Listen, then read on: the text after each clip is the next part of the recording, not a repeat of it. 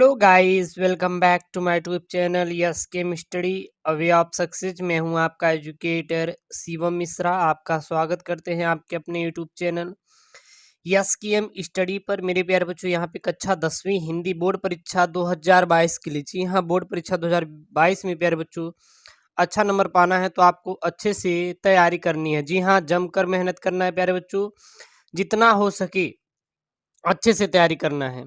और प्यारे बच्चों 70 में 70 पूरा नंबर लेके आना है, ठीक है ना। और ये प्यारे बच्चों बहुत ही महत्वपूर्ण है यहाँ पे। जी हाँ, 5 टॉपिक एक ही वीडियो में बताएंगे। 5 टॉपिक ऐसे महत्वपूर्ण टॉपिक जहाँ से प्यारे बच्चों प्रश्न आपके बनते रहते हैं, वो सारे के सारे टॉपिक मैं यहाँ पे आज कवर करवाने वाला हूँ। साथ ही साथ जो महत्वपूर्ण प्रश्न रहेंगे उसको भी पूरा पूरा हम कवर करवाएंगे, ठीक है ना। और 15 अंक गारंटी के साथ बता रहे हैं कि पूरा मिलेगा। गारंटी के साथ आपको दे रहे हैं कि 15 अंक आपको बिल्कुल पक्का 100% गारंटी है, जेन्युइन यहाँ पे यार बच्चों अंक आपको मिलेगा, ठीक है ना। तो हिंदी गद्य का विकास प्यारे बच्चों, सबसे पहला जो टॉपिक हम लोग देखेंगे हिंदी गद्य के विकास से जो महत्वपूर्ण प्रश्न उसको देखेंगे। मतलब टॉपिक वाइज टॉपिक आपको देंगे कि जिस टॉपिक से बार बार प्रश्न ऐसे होते हैं कि हर साल आपकी यूपी बोर्ड परीक्षा में पूछे जाते हैं, उन्हीं प्रश्नों को प्यारे बच्चों हम लोग कवर करेंगे, ठीक है ना। तो ये हिंदी गद्य का विकास है। हिंदी गद्य के विकास से पहला प्रश्न है, शुक्ल युग के 2 प्रसिद्ध कहानी लेखकों के नाम लिखिए। यानी शुक्ल युग के 2 प्रसिद्ध कहानी लेखकों के नाम का कौन कौन से हैं। तो शुक्ल युग के 2 प्रसिद्ध कहानी लेखक पहले हैं जयशंकर प्रसाद। पहले कौन है? जयशंकर प्रसाद हैं। और दूसरे हैं प्रेमचंद्र। तो शुक्ल युग के 2 प्रसिद्ध कहानी लेखकों के नाम में से पहला कौन है? तो है प्यारे बच्चों जयशंकर प्रसाद, और दूसरा है प्रेमचंद्र। ये दोनों के दोनों शुक्ल युग के 2 प्रसिद्ध कहानी लेखकों के नाम हैं। बोर्ड में दे दिया तो आपको अच्छे से करके आना है, छोड़ना नहीं है, ठीक है ना। इसकी PDF नोट्स हमारे Telegram channel yes chem study पे मिलेगा, और टेलीग्राम का लिंक डिस्क्रिप्शन बॉक्स के अंदर दिया है, जाके वहाँ से आपको डाउनलोड कर लेना है। तो शुक्ल युग के 2 प्रसिद्ध कहानी लेखकों के नाम क्या क्या हैं? जयशंकर प्रसाद और प्रेमचंद। ये दोनों शुक्ल युग के 2 प्रसिद्ध कहानी लेखकों के नाम हैं। अगला प्रश्न है प्यारे बच्चों, प्रश्न क्या है? द्विवेदी युग के उपरांत हिंदी गद्य को कितने भागों में बांटा गया है? यानी जब द्विवेदी युग के बाद जो हिंदी गद्य को कितने भागों में बांटा गया था, तो द्विवेदी युग के उपरांत हिंदी गद्य को 3 भागों में बांटा गया था। कितने भागों में बांटा गया था? 3 भागों में बांटा गया था। और ये प्रश्न है, ये बार बार रिपीटेड प्रश्न है। जी हाँ, आपका पूछ लेगा तो बिल्कुल भी आपको छोड़ना नहीं है। तो द्विवेदी युग के बाद हिंदी गद्य को कितने भागों में बांटा गया था? प्रमुख 3 भागों में बांटा गया था। पहला कौन सा था? शुक्ल युग। दूसरा था शुक्लोत्तर युग। तीसरा था स्वातंत्रोत्तर युग। तो शुक्ल युग कब से कब तक था? सन 1919 से 1938 तक। सन 1919 से 1938 तक क्या था प्यारे बच्चों? शुक्ल युग था। सन 1919 से 1938 तक क्या था? शुक्ल युग था। और शुक्लोत्तर युग सन 1938 से 1947 तक। सन 1938 से सन 1947 तक क्या था? शुक्लोत्तर युग। फिर स्वातंत्रोत्तर युग कब से कब तक था? सन 1947 से अब तक जो चल रहा है ये क्या है? वो स्वातंत्रोत्तर युग है, ठीक है ना।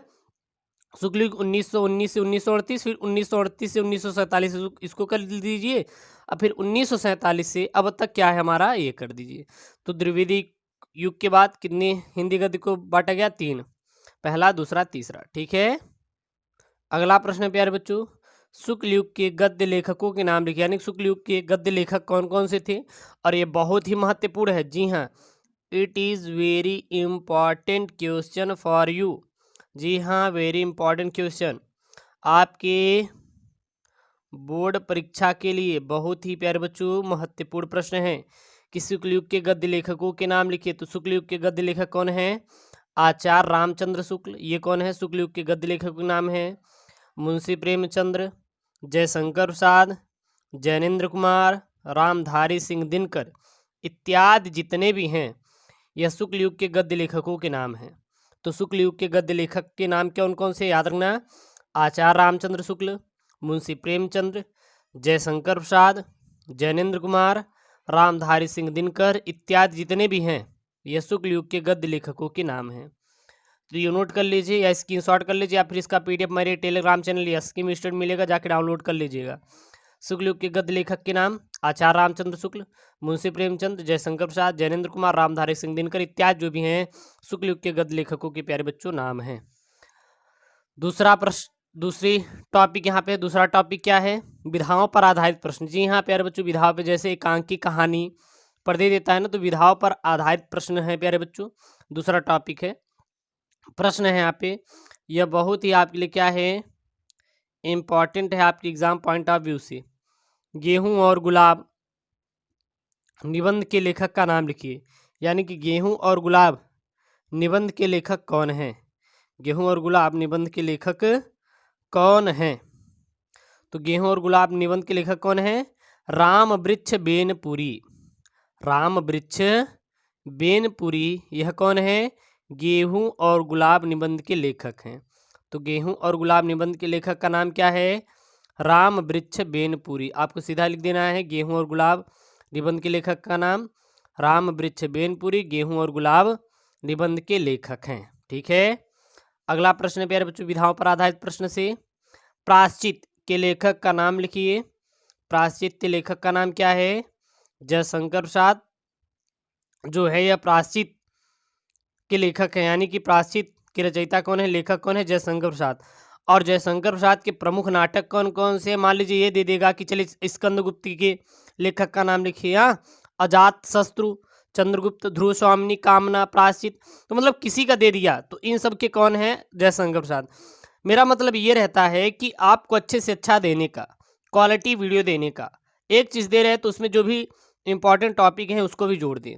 तो प्रायश्चित के लेखक का नाम क्या है? तो प्रायश्चित के लेखक का नाम है जयशंकर प्रसाद। और जयशंकर प्रसाद के और सारे लेखक और सारे नाटक है। प्रायश्चित क्या एक नाटक है, और इस नाटक के लेखक कौन है? जयशंकर प्रसाद। प्रायश्चित एक नाटक है और नाटक के जो लेखक हैं, यानी कि ये प्रायश्चित के लेखक कौन है? जयशंकर प्रसाद। और जयशंकर प्रसाद के कौन कौन से नाटक हैं? स्कंदगुप्त है, अजातशत्रु है, चंद्रगुप्त है, ध्रुव स्वामिनी है, कामना, प्रायश्चित इत्यादि किसके नाटक हैं? जयशंकर प्रसाद जी के नाटक हैं। ठीक है। तो मतलब कि कोई चीज़ है उसको प्यारे बच्चों अच्छे से बस तैयार करना आपको आना चाहिए। अगला है, किसी एक एकांकी के लेखक का नाम लिखिए। यानी कि एकांकीकार। तो प्यारे बच्चों एकांकीकार हमारे निम्नलिखित हैं, जैसे कौन कौन से एकांकीकार? भारतेंदु हरिश्चंद्र, यह भी एक एकांकीकार हैं, यह भी एक एकांकीकार हैं। उदय शंकर भट्ट भी हमारे क्या हैं?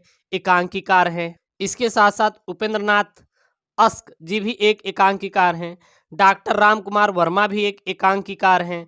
विष्णु प्रभाकर भी एकांकीकार हैं। और जगदीश चंद्र माथुर भी एक क्या हैं? एकांकीकार हैं। तो ये सब क्या है प्यारे बच्चों? यह एक एकांकीकार हैं। ठीक है ना। चलिए अब यहाँ पे प्यारे बच्चों अगला टॉपिक है।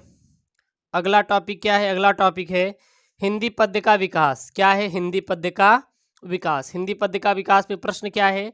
रीतिकाल के किन्हीं 4 या 2 प्रमुख प्रवृत्तियों का नामोल्लेख कीजिए। तो रीतिकाल के किन्हीं 4 अथवा 2 प्रमुख प्रवृत्तियों का नाम उल्लेख करना है।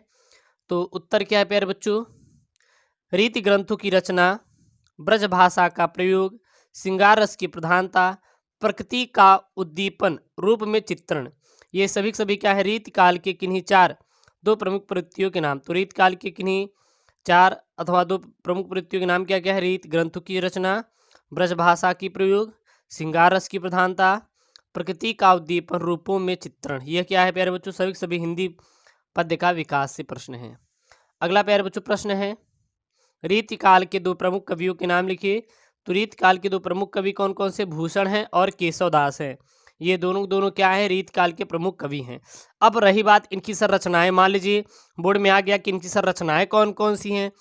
तो आपको पूरा डिटेल में, मैंने वही बताया ना कि आपको पूरा डिटेल में पढ़ना है, थोड़ी थोड़ी चीज़ें नहीं पढ़नी है। ऐसा पढ़िए कि वहाँ पे आप अच्छा करके आए। तो भूषण रीतिकाल के प्रमुख कवि हैं और केशवदास भी रीतिकाल के प्रमुख कवि हैं। जो भूषण की रचनाएं कौन कौन से हैं? शिवराज भूषण और शिवा बावनी। शिवा बावनी, शिवराज भूषण, ये दोनों रचनाएं भूषण जी की हैं। केशवदास की कौन कौन सी रचनाएं हैं? रामचंद्रिका, वीर सिंह देव, रतन बावनी, कवि प्रिया, यह इत्यादि किसकी है? केशवदास की क्या है? प्रमुख रचनाएं हैं। अब अगला टॉपिक है प्यारे बच्चों पर्यायवाची। क्या है? पर्यायवाची। तो पर्यायवाची बहुत ही महत्वपूर्ण, 5 पर्यायवाची और 5 संधि को लेके आए हैं। मतलब कि जो बहुत ही महत्वपूर्ण है आपके लिए, मतलब कि हर साल आपके लिए क्या है, इम्पॉर्टेंट है, और जो हर साल आपके बोर्ड परीक्षा में आते रहते हैं पर्यायवाची, उन्हीं को लेके आए हैं। तो इंद्र, इंद्र का पर्यायवाची क्या होता है? मधवा, शक, देवराज, सुरेंद्र, सुरेश। मधवा, शक, देवराज, सुरेंद्र, सुरेश, ये पर्यायवाची किसके हैं? इंद्र जी के हैं। तो इंद्र का पर्यायवाची मधवा, शक, देवराज, सुरेंद्र, सुरेश इंद्र का पर्यायवाची है। चांद का इंदु, शशु, शशांक, सुधाकर, चंद्रमा। चांद का कौन कौन सा होता है? इंदु, शशि, शशांक, सुधाकर, चंद्रमा चांद का पर्यायवाची होता है। तालाब का पर्यायवाची क्या है? तड़ाग, सर, जलाशय, ताल और सरसी तालाब का पर्यायवाची है। तीर का पर्यायवाची बाण, सर, तोमर, नाराज और ईसु तीर का पर्यायवाची है। अश्व का हय, बाजी, घोटक, घोड़ा किसका होता है? अश्व यानी कि घोड़ा का पर्यायवाची होता है। अब संधि विच्छेद है प्यारे बच्चों, 5 सबसे महत्वपूर्ण संधि विच्छेद है जो कि आपके board exam point of view से है, ठीक है ना। तो अत्यंत, और ये संस्कृत का संधि विच्छेद है। किसका है? संस्कृत का संधि विच्छेद है। तो अत्यंत का क्या होता है? अतिधन अंतः, अतिधन अंतः, अत्यंत। यद्यप क्या क्या होता है? यदि धन अपि, यद्यप क्या? यदि धन अपि। इत्यादि क्या? इति धन आदि। प्रत्येकम का प्रतिधन एकम, और अभ्युदय का अभिधन उदय। तो ये क्या होता है प्यारे बच्चों? ये सबसे महत्वपूर्ण पर्यायवाची हैं जो कि क्लास 10th वालों के लिए हिंदी है। तो 5 टॉपिक के प्यारे बच्चों सबसे महत्वपूर्ण पर्यायवाची हैं और यहीं से आपका आएगा, इससे बाहर प्यारे बच्चों एक भी आने वाला नहीं है। यदि आपको प्यारे बच्चों ऐसे ही वीडियो चाहे तो चैनल को सब्सक्राइब करिए और वीडियो को लाइक करिए और अपने दोस्तों के साथ शेयर करिए। ओके दोस्तों, थैंक यू, जय हिंद, take care, bye bye, love you all student.